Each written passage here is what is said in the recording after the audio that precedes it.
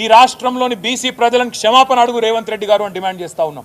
5.5% జనాభా తగ్గించి దాదాపు 22 లక్షల మందిని ఉన్నవాళ్లను లేనట్టుగా చిత్రీకరించే దుర్మార్గం ఏదైతే రేవంత్ రెడ్డి చేసిండో దానికోసం వెంటనే ఈ రాష్ట్రంలోని బీసీలను రేవంత్ రెడ్డి క్షమాపణ కోరాలని చెప్పి మేము డిమాండ్ చేస్తా ఉన్నాం.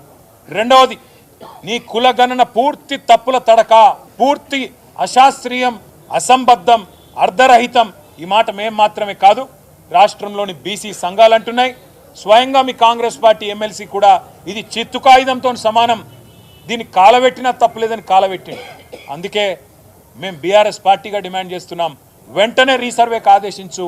15 రోజుల నెల రోజుల తీసుకొని వెంటనే రీసర్వేకి ఆదేశించి సరైన లెక్కలు తేల్చండి. మేమందరం కూడా చొరవ తీసుకుంటాం. మొన్న అన్నావు కదా, కేసీఆర్ పాల్గొనలే, కేటీఆర్ పాల్గొనలే, ఇంకొకరు పాల్గొనలేదని. మాకు మీరు ఏం చెప్పినారు మీ కులగణనప్పుడు? మొదలు మీరు చెప్పింది ఏంది?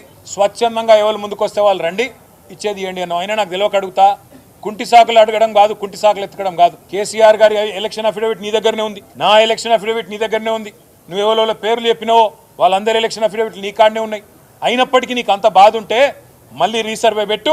మేమందరం కూడా, ఎందుకంటే మా బీసీలకు అన్యాయం జరిగినప్పుడు మేము కూడా, ఎందుకంటే నీకు సాకులు వెతకడానికి అవకాశం ఇవ్వద్దు కాబట్టి అందరం పాల్గొంటాం, అందరం కూడా నువ్వు కోరిన అన్ని వివరాలు ఇస్తాం.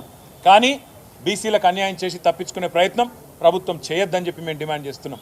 రీసర్వేకి ఆదేశించడంతో పాటు 42% రిజర్వేషన్ అని చెప్పి బీసీ డిక్లరేషన్లో ఏ మాట అయితే చెప్పినవో ఆ మాట ఖచ్చితంగా నిలబెట్టుకోవాలి. మొన్న నువ్వు అసెంబ్లీ పిలిచినప్పుడు మేము అనుకున్నాం చట్టబద్ధత కల్పిస్తావేమో, 42% రిజర్వేషన్ బిల్లు తెస్తావేమో అనుకున్నాం. నువ్వు బిల్లు తేలే, కేవలం సొల్లు మాత్రమే తెచ్చినావు. ఓ స్టేట్మెంట్ అని చెప్పి పట్టుకొచ్చినావు, ఏదో నిమిషం చదివినట్టు చేసినావు, అవతల పడ్డావు.